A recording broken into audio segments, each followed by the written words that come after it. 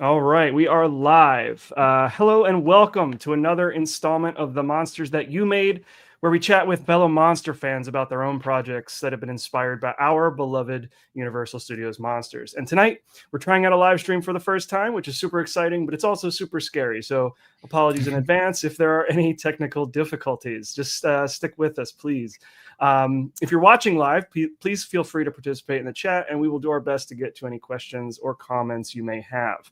Anyway, I'm the Invisible Dan Colon, and joining me, as always, is my co-host, Monster Mike Manzi. How are you, Mike? Dan, I'm good. I'm visible. You're the visible Dan Colon tonight. Look at us. The visible Dan Colon. Finally. You made that joke because I was, yeah. I mean, it had to be done some way or another. But yeah, this is fun. Joining us tonight is filmmaker Jakob Skrzypa, the co-writer and producer of the new horror comedy Vampire Zombies from Space, an over-the-top satire and loving homage to classic horror cinema, wherein Count Dracula himself, from the depths of space, has devised a dastardly plan to turn the residents of a small, picturesque American town into his own personal army of vampire zombies. From award-winning director Michael Stasko and writers Jakob Skrzypa and Alex Foreman, the film features Night of the Living Dead's Judith O'Dea, Troma Entertainment's co-founder Lloyd Kaufman, and Tim and Eric Awesome Show's David Liebe Hart, and is currently screening all over the world as it makes the rounds on the festival circuit. So Jakob, thank you so much for joining us. Yeah, thank you so much for having me. I'm happy to be here. So before we get into the film and the monsters and all that, I kind of want to go through some of your credits. Because you're not just the co-writer, co-creator of Vampire Zombies from Space. You are also the co-creator of the Toronto sketch comedy duo Fun Uncle, for whom you wrote, directed, edited, and starred in a number of sketches, many of which have been featured on Funny or Die and broadcast on the CBC, which is super cool. By the way, feel free to correct or expand on any of this. Oh, you're killing it. My ego is inflating as you speak. You've written and directed a number of short films which have appeared at festivals, including Fantasia Film Festival, as well as Toronto After Dark, and have earned quite a few awards, including 2 Best Film Awards. And when you're not working on your own films, you are currently working as a producer in reality television, currently on The Challenge for MTV and for Vanderpump Villa. That is, that by itself, I think, is quite a list of accomplishments. So very cool. So let's start with the Universal monsters and your history with these characters in these films. When did you first remember seeing one of these movies, or when did you like fall in love with them like the rest of us have? Yeah, so I remember being maybe 7 years old, and my father introduced me to Creature from the Black Lagoon. Nice. Yeah, and just the costume, the image, like it was so different than anything I would have seen at that time, and I remember like it must have been a marathon or something, because he didn't have them on VHS at the time, because right after that was the Wolfman. And he was like, "Do you want to watch another one when this ended?" And I said, "Well, yeah, this is awesome." And the Wolfman was the one that like really got me. Like the visual of the Creature from the Black Lagoon. I mean, again, I'm like 7 years old, so Creature from the Black Lagoon was a little slow for my liking at the time. But the Wolfman was like, it really creeped me out, and it really stuck with me. So those 2 films, after that, I think like every Halloween we would watch those 2. And it must have been when I was maybe 11 or 12. Burger King in Canada here put out a line of these Universal Monsters toys, like action figures. Yeah, I think in the States, Burger King may have done something similar. I vaguely remember this like resurgence of Universal Monsters in the 90s. The VHS release happened around that time. McDonald's Nuggets commercials dressed up like the Universal Monsters, like Chicken McNuggets. Yeah, the fangs and the bolts. The United States Postal Service also did like a line of stamps with all those characters on it. So yeah, you're probably right. It's probably Burger King. Yeah, and I had all those toys. I had a Dracula one that he would like pop out of his coffin. You twist the little thing, you rise up. There was a glow-in-the-dark Frankenstein. I think the Wolfman had actual fur, and the Creature from the Black Lagoon you could put in the water and it would like squirt water. So they all had their like gimmick. And was there a mummy one? Anyway, I had those 4, and at the time I hadn't seen the movies, and like I was always playing with these toys, and my dad's like, well, do you want to see these movies? And so one Halloween we just kind of binged all of them. And it was so cool to see all these different like monsters and different origin stories, and each kind of like really unique. Yeah, that's my dad kind of introduced me to a lot of the films I love. And I think particularly because at the time I was probably only watching like comedy and cartoons like that, those films really stood out, as you can imagine. Sure. Yeah, I think the Creature is a hell of a first Universal monster movie, because it's the least gothic, right? It's like the one that doesn't begin in a gothic setting or maintain any of those tropes. But and it's got the crazy suit, like it's such a complete outfit, and the underwater photography, which is just fun to watch. And he goes on a rampage. He's like, it's a great creature. Yeah, and then the Wolfman, which my personal favorite at the moment, like. Love the tone of that film too, and like it's so funny, like they are in the same sort of Universal universe, but they have such different tones, even if they look sort of similar because they're black and white, but like they feel very different than each other. So two good ones. No, absolutely. And I think that's what I really even then gravitated towards, was like these all kind of have a similar vibe, but they're very different films. And I think that was one of the first things I recognized as like kind of what filmmaking was, where they had some similarities, but were tonally a bit different. Even at that young age, I remember thinking that. Yeah, so would you say that like perhaps discovering the Universal monsters kind of led to your becoming a filmmaker in a lot of ways, or any way whatsoever, like influenced that, maybe pushed you in that direction, or were you already kind of headed that way? I mean, at such a young age, were you aware of this? Yeah, I think I was already headed that way in general, but I certainly would say that it pushed me to expand my horizons even then, like of something that might not be comedy. Like I think I started watching some of the more like PG, like John Wayne Westerns as well at that time, right? Which is something probably before seeing those movies, I'd be like, I only want to watch comedy and cartoons. But it kind of opened my mind to what else was out there. And I also remember seeing The Invisible Man, and I watched it recently, and I love it. But I remember even as a kid thinking this is very goofy, like just seeing this like guy like laughing and throwing shit around and like kind of just annoying people. He's not really doing anything to people. He's just kind of inconvenient, and I thought it was so funny. Yeah, it's that movie is definitely one of my favorites. I've mentioned on the show several times The Invisible Man is my favorite movie, and it's.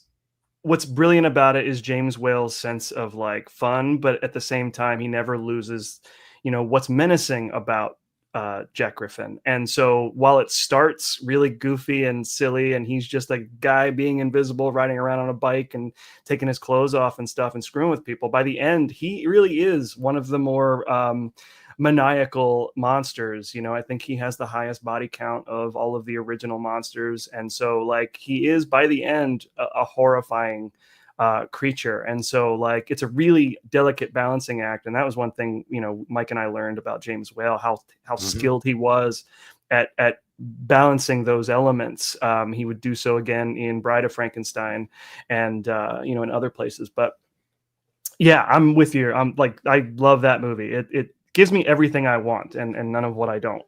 So it's just so fun. Like, especially on a rewatch, it's such a fun movie. Like it's certainly serious at times, but comparatively to the others, I love the tone. It's so fun, and just trying to do the best with what they had at the time and make it work. And it's great. It's really great. Yeah. Yeah, and the comedy doesn't feel out of place either. Like it's almost as if the world the Invisible Man inhabits is absurd to begin with, that he fits in like he's right at home in a lot of ways. So like him running around like that, it's kind of par for the course in that universe. For sure. So would you say you have a favorite Universal film now that you've seen all of them? Do you have a favorite film or a favorite monster, or both? And I'm curious to know why your choices are your choices. Yeah, I think I'll give you two separate answers. So favorite film, I think, is Frankenstein. I think it's just absolutely beautiful. The cinematography is incredible. It's such a good story. It's so poetic. It's like, I think it's the most artistic, let's say, of the Universal monster films. And for that reason, just as a film, I think that one will hold up for another 100 years. I just think you can watch it and get something out of it. But favorite monster, just because it stuck with me since I was a kid, would be the Wolfman. I would say, like, it just the portrayal, the like scariness of it, like, the slow kind of like stop the camera, add a layer of makeup, stop the camera, add like that dissolve. It's great. Yeah, yeah. The effects across the board, the Universal movies kind of like created or nurtured along the way and like made better with every film is just so fantastic to think of as well. And I love the Wolfman dissolves. They hold a special place in my heart. Well, Larry is my favorite monster at the moment as well. And yeah, I don't know. I always talk about how he was like so goth for his time. Like he's the goth boy, right? He's suicidal. I mean, or like he's super depressed, but then he turns into the Wolfman and he goes out and he parties. So good time. Yes. So I think one of the things I love most about the Wolfman, I think, so I've said this a couple times before on our show, the Wolfman, the original Wolfman, was our longest recording session to date. Like we went like 3 hours, 15 minutes, I think. We cut it down to like two and change or whatever it was. We learned the limits of our recording technology at that yeah, night. we got kicked off of the service we used for going to Oh, really? yeah. Yep. So we had to like piece that episode together to make it work. But yeah, we love the Wolfman. And I think what has always stuck with me with that particular movie is just how much of it is, influenced or sort of established what we know as werewolf mythology, because it was like Kurt Siodmak was drawing from all these different European folk influences and kind of pieced together this what became what we know as like the werewolf mythology. It didn't exist prior to that. We had vampire lore, there were stories about shape-shifting, men who could shape-shift into animals and things like that. But the whole full moon thing and silver bullets and all of that was created by Kurt Siodmak with that film. And so to me, as much as I love that film, I think it's just objectively important in the history of not just cinema, but in horror in general. Just monster lore. Yeah. So real quick, before we move on, I want to confirm in the chat, our friend Chris says, yes, for sure, Burger King had the figures. So thank you, Chris. Thank you for confirming that for us. I'm going to hunt them down on eBay after this call and try and find a bunch, rekindle some childhood memories. Oh, they are probably wicked expensive on eBay. But okay, so before we move into a discussion about the film, I do want to show the trailer. So bear with me. I'm going to add it to this. Oh, here we go. Let's start it over here. Sorry, technical difficulties. We knew that might happen. The resident hacker, Dan, over here. I know. Okay, we're gonna. You can do it. We're gonna see. Can we add it to this? Can we add it? Maybe. It looks like we did something. Look at that. We got it. Did we? Okay, I can't see it on my screen. I just see black, but I assume that's the video waiting to play. Got it. Okay, let's see if we can. There we go. Puncture marks in the jugular, and yet the heart still ticks. The dead have awakened. There's a lot of strange things happening in your town. The saucers have landed. And if the bats on strings don't get you, the vampires will. How the hell does this happen? Just last week, our biggest issue was that guy who jacks off everywhere. Vampire zombies from space. You can't shoot these things. You cut them in half, you got two of them. You gotta drive something straight through their heart. Like a vampire. Bingo. Dracula's back with his most dastardly plan yet. We've already begun to infect the weak humans of Marlowe. Now, it's up to an unlikely band of heroes to save the world from vampire zombies from space. A new comedy better than Casablanca, Citizen Kane, and all the Minions movies combined. Don't miss your chance to see Vampire Zombies from space. I hope you don't expect too much action.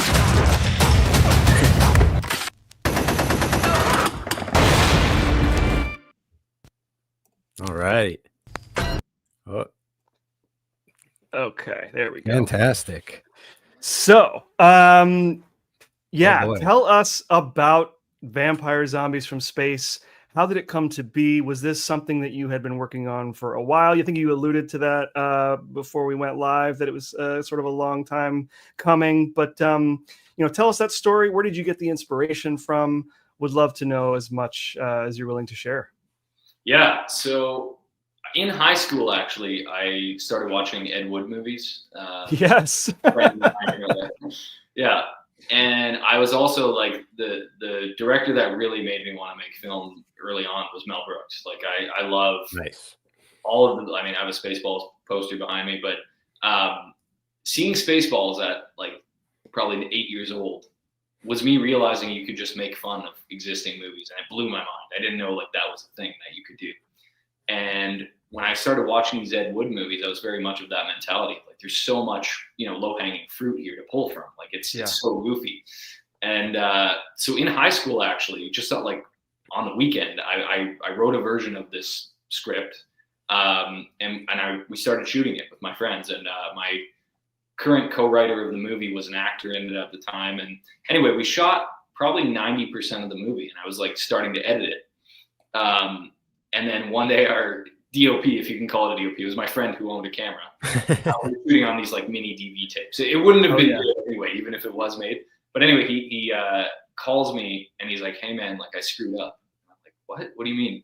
He's like, "Yeah, I accidentally like deleted like 90% of the footage." No. So, no. Yeah. And like, keep in mind, like we're in high school, we're getting people together every weekend, working on this. Like, it's your Fitzcarraldo, and now it's gone. Yeah, exactly. At that for, age. for a high schooler to put this much effort into something and corral all these people, and it was a bit devastating.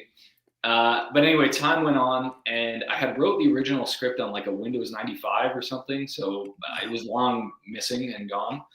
And I was at my grandmother's house. I used to live there for a while, and I was cleaning out the closet of the room that I lived there, and I found a printed like physical copy of that script when I was in college. And I was like, I brought it to my writing partner, Alex. I was like, let's read this and see how we've grown as writers. I bet it's terrible. Like, let's laugh at it. And it was very juvenile, but as you saw from the trailer, so was the movie. And we found a lot of it funny. So we spent maybe a year and a half kind of rewriting it and giving it some structure and, updating the sensibilities a little bit.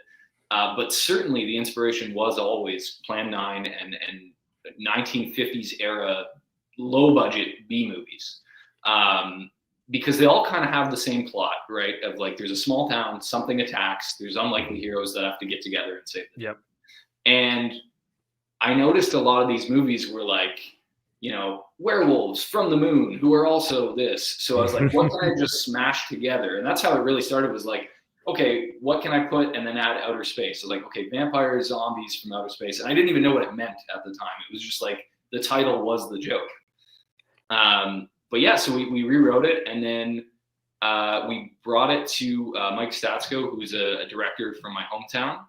And he really liked it. And then we spent another year and a half, 2 years with him on the script, kind of going over stuff. And we were going to shoot it 2020. Originally, Mike said, like, unless there's some global disaster. And sure enough. So anyway, finally, we shot it over 2022 and a little bit in 2023. And it's starting to finally make the rounds. And it's been great how well received it's been. But yeah, that's kind of the story in a nutshell.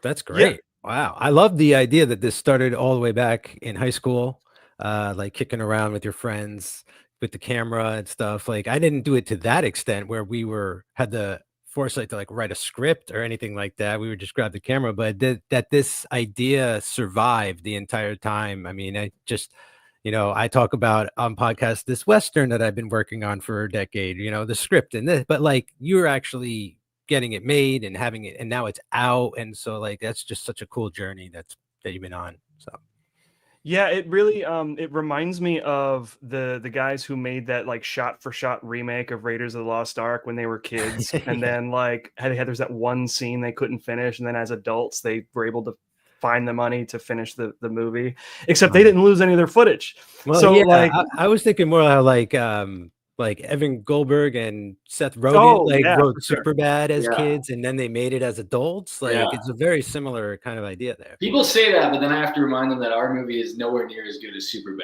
But well, TBD. Haven't seen. You got a better trailer, in my opinion, from my personal tastes. Yeah. So speaking of that trailer, I mean, I can tell just from that alone that you guys really love these old sci-fi and horror films from the 50s, and there's lots of homages, Easter eggs. A lot of little in-jokes for those of us who love that stuff. Ed Wood appeared to me to be an obvious influence. And, I know Mel Brooks, it was a big influence. I think from the website for the movie mentioned, like, if Mel Brooks and like South Park and what was it? Mike Python. I got my thing. Yes. Mike Python's the other one. Yeah, like if they had all like made a movie together, like this might be what that movie is. And so, well, I love how you have Lloyd Kaufman is in the movie. And I heard he signed autographs as Mel Brooks from time to time, just being mistaken for him at the grocery mart. But that could be a rumor. He introduces himself as Mel Brooks sometimes. Well, I think he did it once. Substantiated. Someone came out and like, "Hi, I'm so and so," and he's like, "Hi, I'm Mel Brooks." So you've kind of got Mel Brooks in your movie. Yeah. That's funny. So like, let's see. Let's talk about some of these influences. Like, were there any like specific things that you wanted to work in? I mean, to be fair, we haven't seen the movie yet, so I don't want to give away any surprises. But can you cite some like specific examples of things that inspired you in the making of this film? Yeah. So certainly what I really held in regard and loved about Ed Wood movies is that the miniatures were clearly miniatures, and you could see the strings, and you could see kind of how the sausage was made. And I also love like the 70s Godzilla films for that reason. It's clearly a guy in a rubber suit. Like, and I love that. So that was a big thing we wanted to incorporate, was when you see a UFO or a bat, like, from the start, even in my old high school version, it was, let's get one of those rubber Halloween like bats and just put it on a fishing line. And that is the joke. But then we wanted to pair that with like hyper realistic and good practical effects and good digital when it's like a laser beam or something. So it was kind of trying to marry like the really campy, cheap aesthetic of something like Ed Wood would make, with really shocking and good practical effects, and then really good CGI as well, and like kind of putting it all together.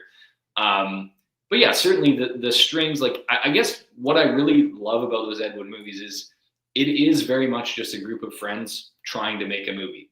And you can see that in the sets, you can see that in the acting, you can see that when they trip over a tombstone in the scene and they leave it in the movie. Like, and I like that, because that's very much what, even when I was doing sketches like Fun Uncle was me and this other guy, Luke, like that's what it was. Like we formed a group of people who just loved our stuff and was like, yeah, I'll come out and hold the boom. I'll come out and do this. I'll act like, so yeah, we just kind of wanted to mimic that homemade feel, but also poke fun at it.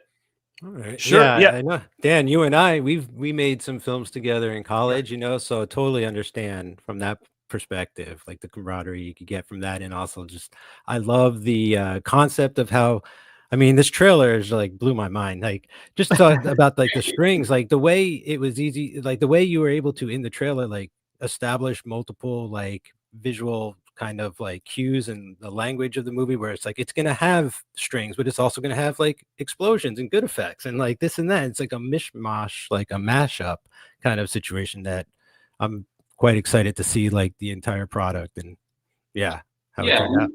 We certainly didn't want to make like a Sharknado type thing.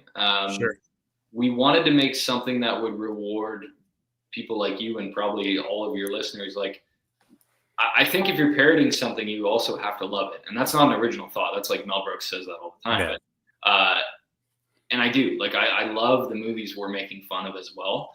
And I think that really shows, because we tried as best we can to mimic those films. I think the funniest example is we shot miniatures for the UFOs.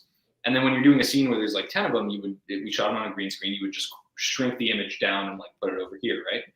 but we wanted to see the strings. So when you shrink that down, you lose like this much of string.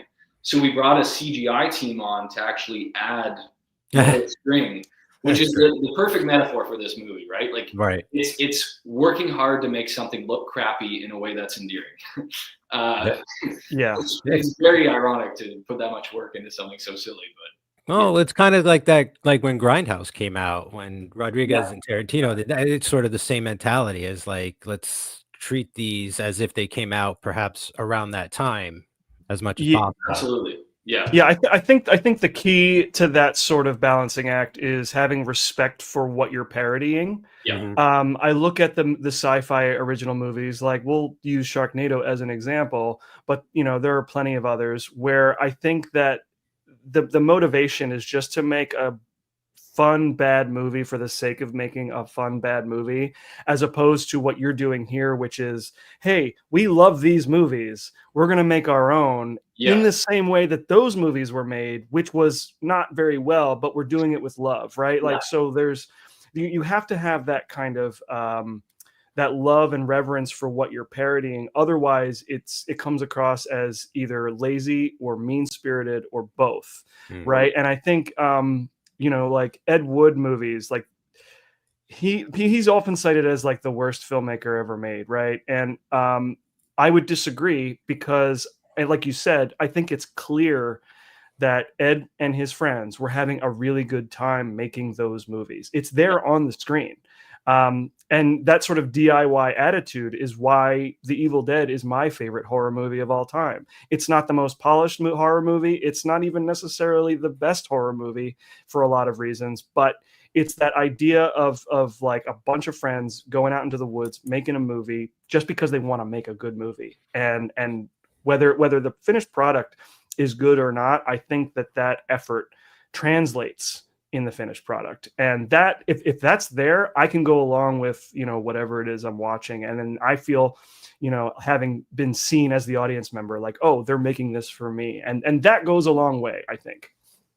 Yeah, no, 100%. And that's been the experience by and large. Like we've screened I think 12 or 13 festivals so far, and I've been amazed because, of course, like me, Alex, and Mike, we wrote this and then we shot it, and then I was one of the main editors on it. So I've sat and looked at this stuff for for me, it's been with me since high school. So 14 years, let's say, right?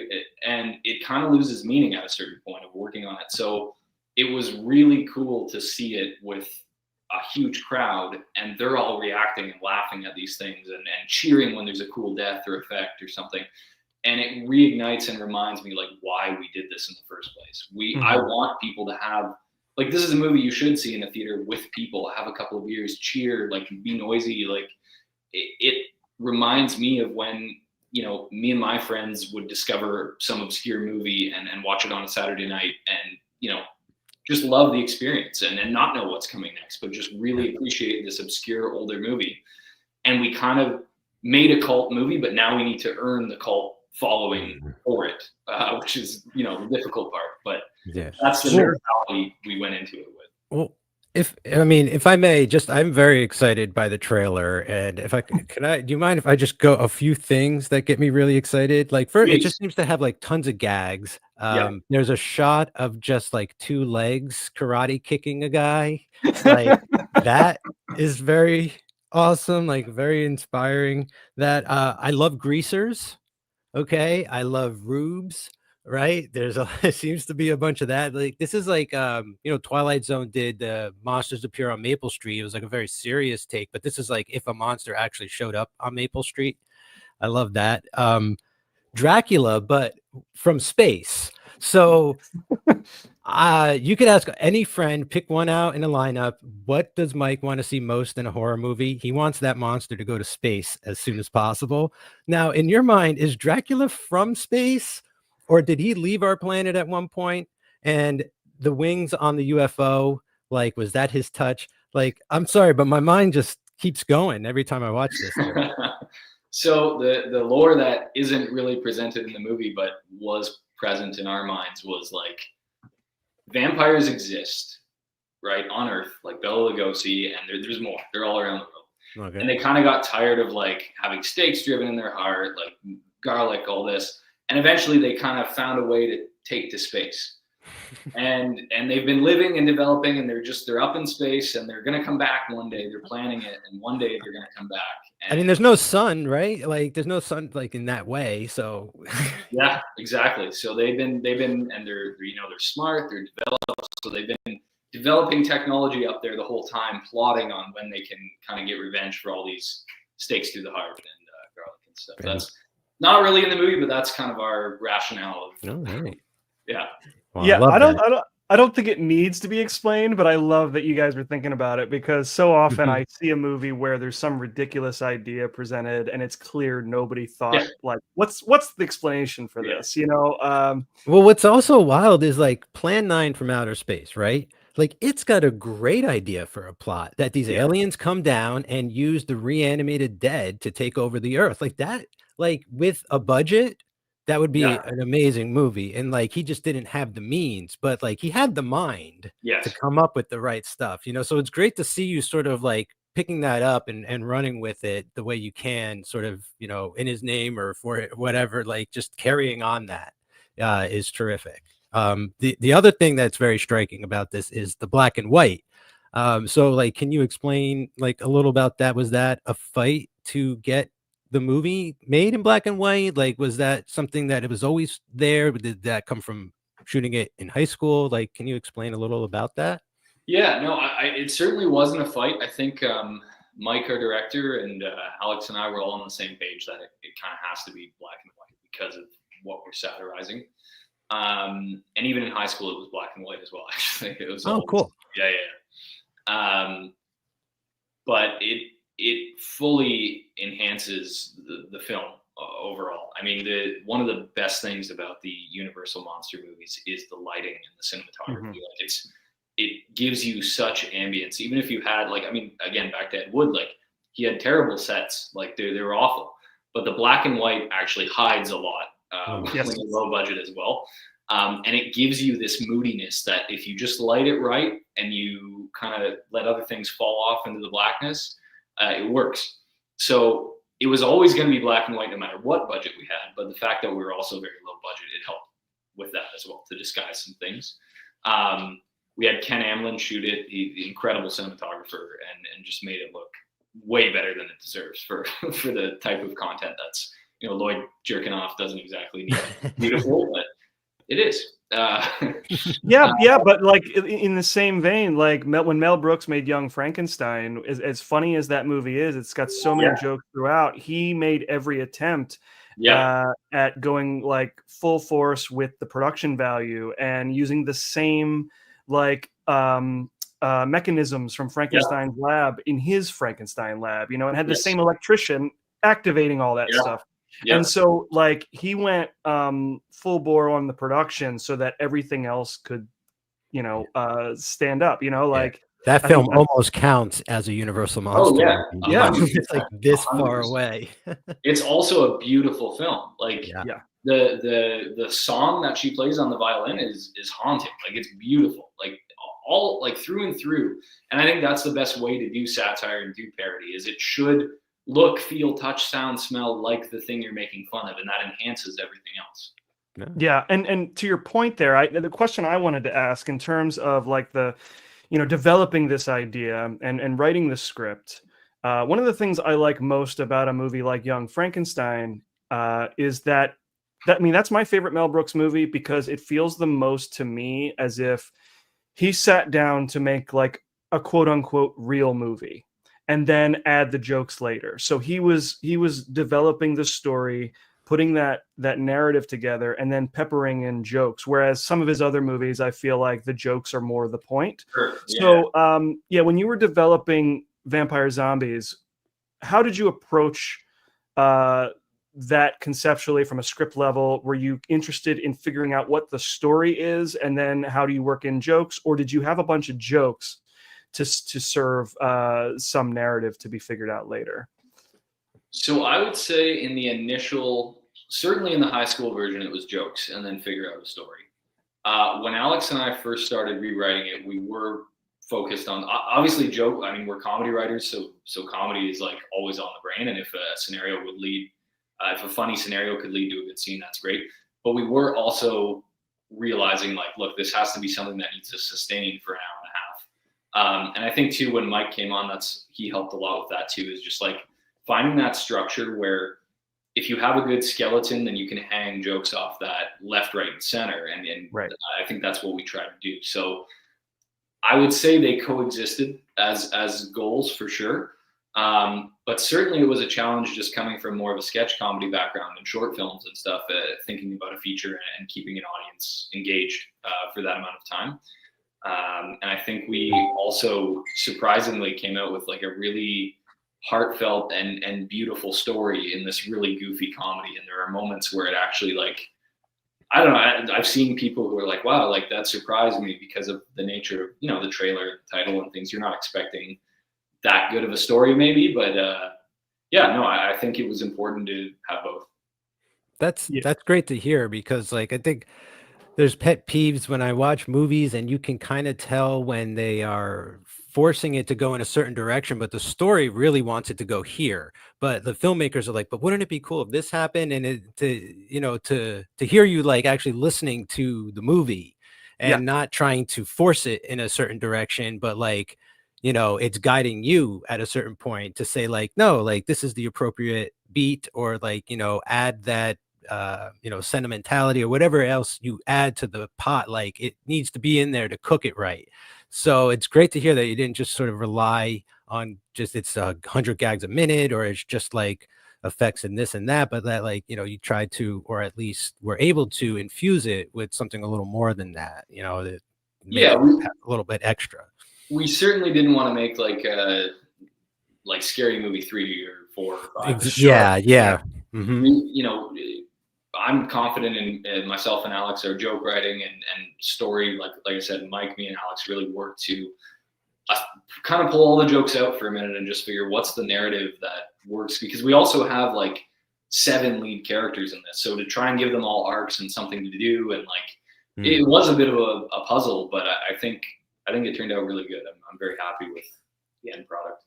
Do you think any of that? I mean, does that come? I mean, all the experience, you know, is going towards this, but like, is there anything specifically with like your sketch comedy background that you felt might have helped kind of contain or control that many characters, like maybe portraying several characters in the past into different skits, or how you operated in sketch, like with writing and this and that? But like, was there anything that you were able to draw from specifically from that experience for movie making?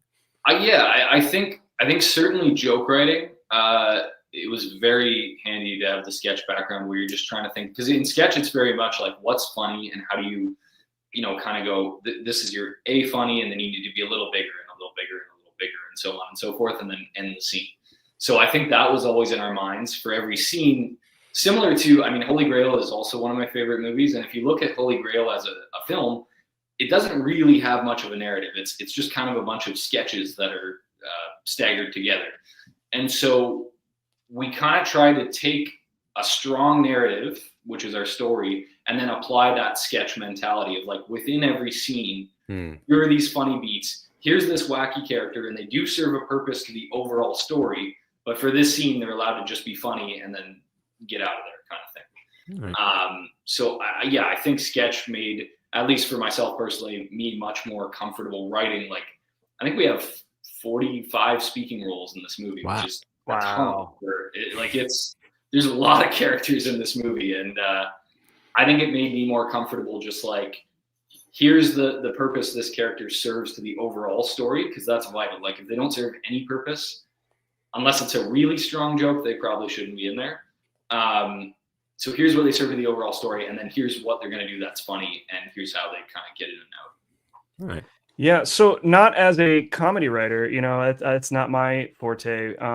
I can only imagine, you know, the amount of jokes and gags and scenes that had to get cut out of this movie because they didn't serve the movie, right? Like, did you guys have an issue in the editing, or you had to, like, you know, quote unquote, kill your darlings? Like, you know, how many great jokes did you think were really going to work, and then like had to get cut in editing and post? That's always, to me, that was always the hardest part of putting a film together. When we were in film school, you know, just like these things that I thought really worked on set, and suddenly they didn't. But like with joke writing, you know, you're coming up with all these bits and all this material. I feel like the ratio of stuff that gets cut versus what doesn't might be higher in a comedy. I'd be curious to get your perspective on that. Yeah, so I think I was very fortunate in that I was one of the main editors on this. So I kind of, I think actually most of the gags were either improved by the edit, just for like a timing point of view, or made it into the film, because anything that was funny, I want to make sure made it in. But I was actually the biggest advocate of keeping this around the 90-minute mark, because the first cut I had that came in was nearly 2 hours. And I remember at the time, our director, Mike, was like, yeah, that's fine, whatever. And I was like, no, I want to try and cut more. And like, I cut out scenes of me even. Like, I have a small part in the movie, and I'm like, no, if it doesn't, like, if the pace slows down, to me, the kind of, everything's lost once the pace slows down. So I think everything that got cut, I was personally okay with being cut for the service of the greater story. Sure. As far as gags, honestly, no, I think everything funny we recognized as funny and tried to keep in as much as we could. If anything, I would have loved to have done another punch-up pass and made it even funnier, because there are scenes now which you could argue are just necessary breaths from the comedy, but there are scenes that are like, there's nothing funny here, and that bugs me. Yeah. Maybe you need that, and I'm sure, like, you know, Mike would say, yeah, you need those because they're breaths, right? They're a moment of relief between the wackiness. But yeah, maybe another punch-up draft even, and more jokes. Like, jokes per minute on a good story, I think, is the way to go. And I think we came really close actually with the edit. So interesting. Okay, very cool. Well, you know, we're both very excited to eventually see this film. But let's talk about the festival. So you guys have been touring the world with this film. The last we spoke, you were about to head to Mexico City for the Morbido film festival, and you've got the Rojo Sangre film festival in Buenos Aires coming up. And for those of us who live near the Big Apple, I saw that you'll be in the New York City Horror Festival Saturday, December 7th. So yeah, tell me how the festival experience has been for you and the film, and you know, how have audiences been responding to the film? It must be great for you guys. Yeah, to be totally honest, it's shockingly positive. And I don't want to jinx this and then go on Letterboxd and have a bunch of like 1-star reviews, but no, overwhelmingly, like, people really seem to like it and dig it, and it's awesome. We've played about 16 festivals, a bunch in the US. We played in Sweden, Austria, Italy, South Africa. We'll be doing Argentina, Mexico, Canada, obviously. And we've won a bunch of like best film awards, a bunch of audience choice awards. So really, it's honestly kind of humbling and nice, as I said, because me, Mike, and Alex spent so much time on this that you almost see it too up close, and you maybe doubt a little bit, like, is this really that good or whatever? And yeah, people seem to really like it. I think we're getting the right audiences, we've largely been playing genre horror sci-fi festivals, and that is the audience for this film. It's people who love these films and you can watch the film knowing nothing about horror and sci-fi, and you'll probably still like it. But there's a lot of, as you mentioned, nods and Easter eggs and references that will really reward people who grew up watching these movies that were satirizing. Yeah. And it's been really cool to see that it works in other countries as well, because you never know with subtitles, right? Like if it's going to translate, but the laughs are like coming in consistently. And that is the most rewarding thing for me, is to hear a room full of people like belly laughing at some of the stuff that, you know, I laughed at 4 years ago when we were shooting it or writing it. But yeah, so we're still looking to break in more to the US and like some bigger Canadian festivals. So if anyone's listening and wants to program us, we'd love it. This film really just needs to be seen with a crowd. Like, it's such a fun festival film to go in and just have a good time. Like, it's called Vampire Zombies from Space. You're not expecting Citizen Kane. just go in, have a good time, and laugh. Yeah. I feel like the horror genre is so wide, right? Like there's so many different types of horror films and stuff. Like I feel like horror comedies, they're kind of few and far between these days. And like comedy kind of crosses over a lot better, in my opinion, to the mainstream than like something known to be maybe hyper gory or something. I mean, it's just in my personal opinion. So I feel like this movie, judging just by the trailer, like would have kind of a good chance of like crossing over into that sort of sphere a little bit. But also like Dracula is just like a universal language, right? Like Dracula, zombies, like monsters, people around the world just get with that. It's such a shorthand when it comes to a lot of this stuff, Totally. So then that the way you packaged it just seems so impressive, just all the types of influences you're pulling from. And also I like how you're kind of, it just feels like you're almost reminding the younger audience or like the newer audience that there is a history to this stuff too. There's a past, like there was the 50s and the 40s and the 30s and all that stuff. So like, I love how you respect where it all comes from. And yeah, it looks just like a lot of fun. So I'm excited for you. Yeah, it's been really cool too to see the variance in the audience. Like there'll be people my age and older than me that come up to me afterwards and they're like, I love how you reminded me of these old films and made a funny film. But then the people younger than me will be like, I love how different this is. Like, this is really unique. I've never seen anything like this. And so it's cool to kind of have both of those things, because then my hope is that, the younger people who say, oh, I've never seen anything like this, will then go and discover Wolfman and Frankenstein and Plan 9. And like all that atomic age stuff, I feel like you're pulling from a lot of that too, like the giant monster, like tarantulas and things like that coming to town. So, and it's back to the black and white thing too. It's so cool to see younger people watching a black and white movie, because I know, like, I've seen a couple like studies and things where like, if a movie's black and white, a lot of I won't generalize too much here, but certain people 20 and under will not even like watch it just because it's black and white. Doesn't matter what the story is. So it was really cool to see some younger people in the crowd and like just really digging the vibe and how unique it looked and felt comparatively to Marvel, which has been their whole upbringing has been Marvel films. If you're 20 years old, that's what you know as cinema. So it's been really cool.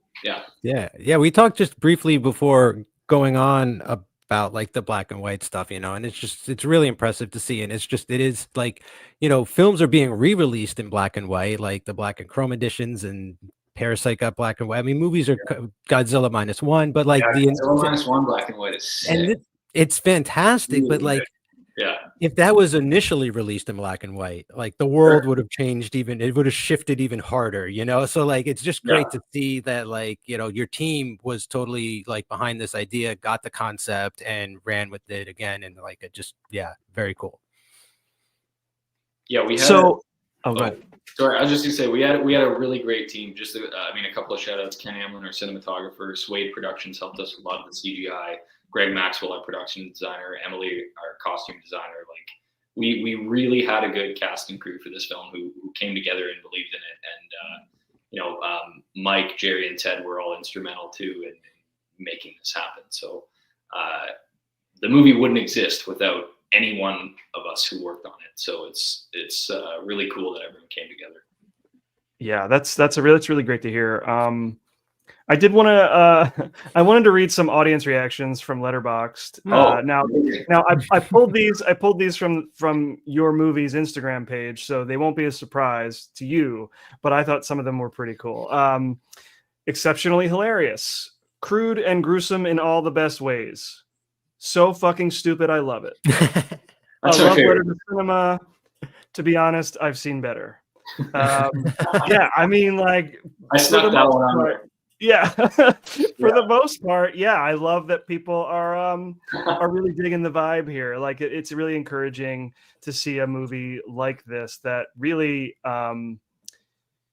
I mean, should struggle maybe because of the subject matter and the style. You know, there's so many things that you guys did that might be marks against in the in the court of public opinion, right? Like you guys are kind of fighting an uphill battle with a movie like this, but the fact that the people you're finding your audience, right, at these festivals, and these are the right people. And I tell people all the time, you know, we do a podcast, a horror podcast, and I specifically wanted to do one about something very specific. I wanted to do Universal Monsters. Everybody else does horror movie podcasts about like every horror movie that exists. And, you know, we may reach a smaller audience, but I find that the reward for us is we get more passionate audience members, right? We hear from so many people who love what we're doing.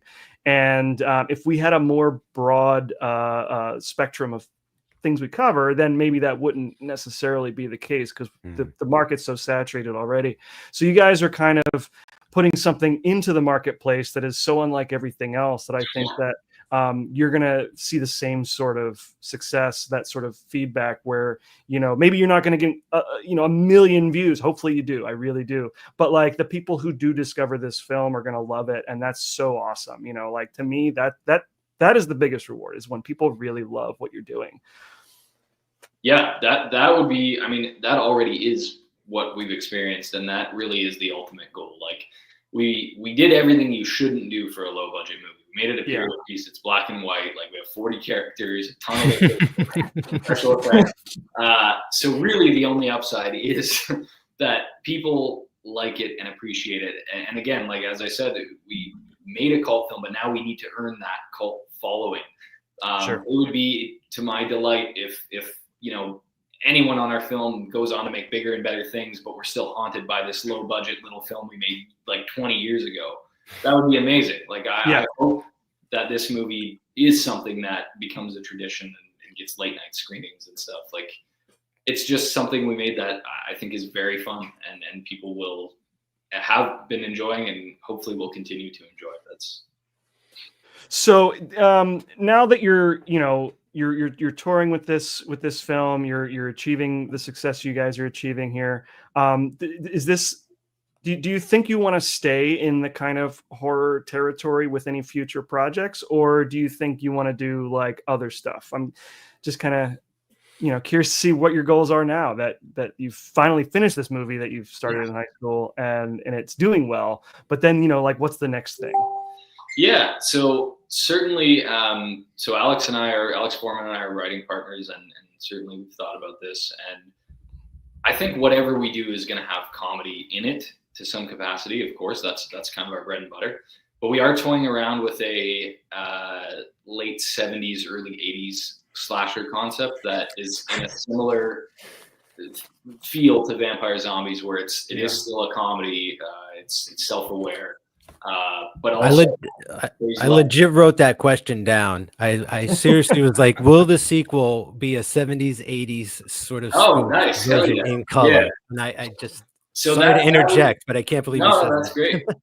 Yeah, so I'm actually working on a script for that right now, and I don't know if that'll be the next project or if it'll ever get made, but that's, if this does well enough and there's an appetite, certainly that's something we would be interested in pursuing. We've also got a lot of questions about a sequel for this movie because the end, I won't spoil it, but it does leave some opening. And I would love to do a sequel to this movie, which would also be set in the 70s, actually. Oh, cool. The brief idea I have for the sequel is that, and this has nothing to do with the plot, this is just in the world. So if this movie was, the sequel would be made, the first one, Vampire Zombies from Space, is made in 1957. Star Wars comes out in 77. All the studios are like, we got to make something like Star Wars. What old properties do we have that we can just make a Star Wars knockoff? Oh, we have Vampire Zombies from Space. Let's do that.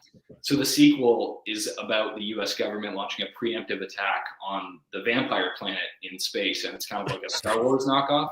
But a Star Wars knockoff if you had only seen the trailer for A New Hope and never the movie. So that would be like the Vampire Zombies sequel concept. That's a pretty cool writing loop. Yeah, right, where like influencing off of an influencer, something you've already created. Yeah, cool. That'll make more sense. I'll send you guys a screener, by the way, and you can check it out. And Hopefully, yes, please. But once you see it, you'll kind of understand where I'm coming from with that.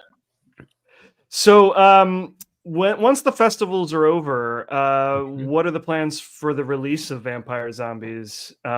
Is that something that you see getting a physical release? Will it be streaming? Do you know yet? Curious to know how our listeners could eventually see this film outside of the festivals. Yeah, so nothing's set in stone yet, but certainly like Mike's past films have been on like Amazon Prime and Crave and things like that. So certainly streaming is something in the future that I think will happen. I would love to do a physical release. That it really depends on demand and kind of what audience we build, because the cost to manufacture is quite high. Of course. And honestly, I would, as a big fan of physical media, I would want to make sure it's like packed with extra features and like really cool and like, so it would be a very well and lovingly produced Blu-ray if we do it. The 2-hour cut, perhaps. Maybe. I think people will be happy with an hour and a half. You'll be like, oh, okay, I get it. Load it with features. I'm just saying. An alternate color version or 3D. What I would love to do. My ultimate goal, if this movie pops off in any way, is 10 years from now, release a colorized version. But not Ted Turner cut. But not simply turning off like the black and white. Like I would want to do the painstakingly stupid, like hand recoloring where it's smudgy, because that is almost the ultimate joke too, of like how stupid and waste of a time it is to hand color this dumb thing. Like I would love to do a color re-release. But yes, physical Blu-ray, I hope for. If there's enough demand, we would absolutely do it. We're going to be hopefully playing a bunch more festivals, and that's really what we want to focus on. We're open to playing pretty much any festival that wants to have us. We just want to get this movie around. So for the next maybe less than a year, but in that ballpark, we're going to probably stick to festivals, and then eventually streaming and a hopeful physical release as well. Nice. Cool. And only because I think our audience is predominantly from the United States, do you aside from the New York date, December 7th, are there any other US dates coming up? Not coming up, but we did just play last week. We did Arkansas, Orlando, and there's another one. Orlando, Arkansas. Anyway, Orlando and Arkansas we played. But not yet, but we're kind of coming down to the tail end of like festival season for this year. And then around May, it kind of starts picking up next year. So that's when we'll be. Atlanta was the other one. We played at the Buried Alive Festival in Atlanta.